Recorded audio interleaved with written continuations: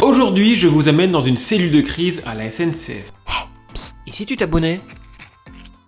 Récemment, il s'est passé un incident sur le RERC. Le chantier qui a causé ce problème-là est extérieur à la SNCF. Ça s'est passé à Paris, juste ici, et j'ai eu le privilège d'être l'unique invité extérieur à venir sur place. Bon, on est sur la ligne du RERC, juste ici. Donc qu'est-ce qui s'est passé?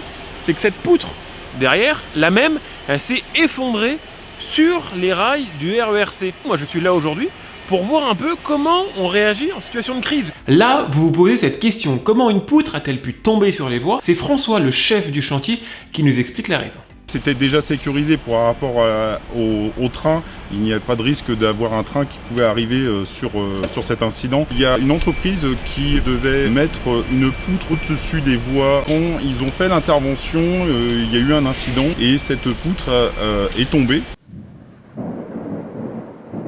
Donc moi qui prends le RER tous les jours, on peut pas faire des travaux au-dessus de ma tête entre guillemets, et donc je prends le train s'il y a des travaux et tout est arrêté. Bien évidemment. Juste derrière moi là, c'est là où s'est effondrée la poutre et donc c'est tombé sur les 6 voies.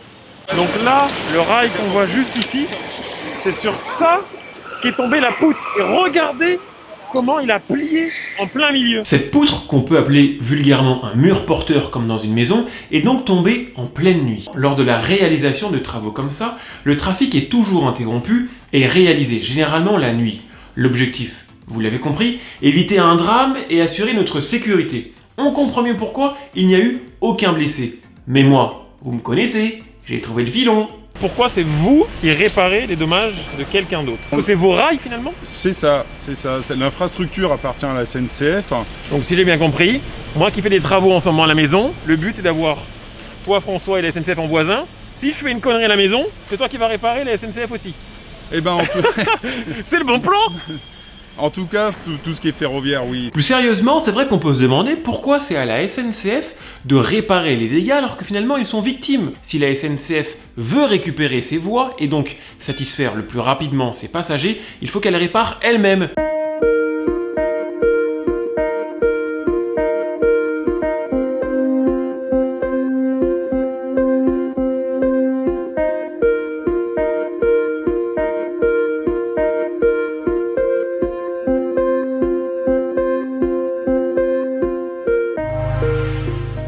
Il faut savoir qu'en quelques minutes, des agents de la SNCF sont arrivés immédiatement sur place pour constater les dégâts. L'un des premiers à arriver s'appelle Nicolas. Et une chose est sûre, il n'est pas prêt d'oublier ce qu'il a vu. Nicolas, moi j'ai envie de savoir comment tu as appris ce qui s'est passé et quelle était ta première réaction en arrivant ici? Moi quand je l'ai appris, j'étais sur mon propre chantier qui était à Choisy. Donc j'étais de nuit et j'appelle mon chef. Et là il me dit écoute Nico, là il y a une poutre qui vient de tomber à Tolbiac sur les voies ferrées. Alors ton chantier on verra plus tard. Ah. Donc toi tu travaillais de nuit et tu l'as appris en temps réel, c'est ça? Donc je l'ai appris en temps réel et là je me suis rendu compte, pour qu'il me dise ça, à mon avis, il y a un problème. Impressionnant de voir une poutre de 400 tonnes sur les voies ferrées complètement cassée. C'est la chose la plus impressionnante que tu aies jamais vue de ta carrière? Ah oui, clairement.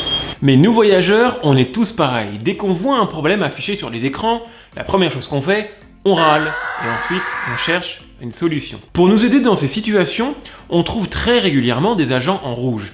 Et ça, c'est le travail de Asta, qui doit mobiliser des équipes sur place, car forcément, la gare, elle devient fermée, mais les passagers continuent d'arriver comme vous et moi. Il faut savoir que chaque nuit, les agents de la SNCF sont d'astreinte, c'est-à-dire qu'ils sont disponibles 24 heures sur 24 durant une période. Ce sont eux qui doivent tout gérer. En gros, ils doivent être capables de proposer un service, peu importe le problème.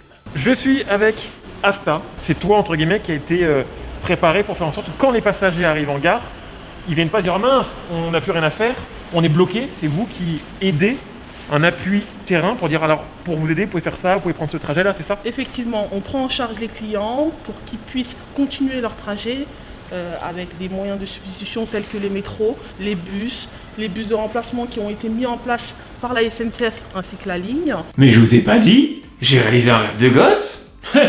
J'ai fait une annonce dans la gare. Mesdames, Messieurs, bonjour. Ici Samuel Plastar. Nous vous souhaitons une bonne journée au gare de bibliothèque François Mitterrand. Ça y est, je peux mourir tranquille, moi. Donc si on récapitule, les travaux sont en cours de réparation, Asta gère ses équipes et renvoie les passagers vers des bus. Oui, des bus, c'est galère, mais c'est mieux que rien, il faut le dire. Et c'est Vanessa qui guide les passagers.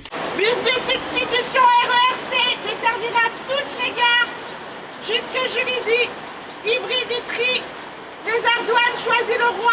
Mais moi j'ai envie de savoir, les voyageurs, est-ce qu'on est gentil quand on vous demande des infos?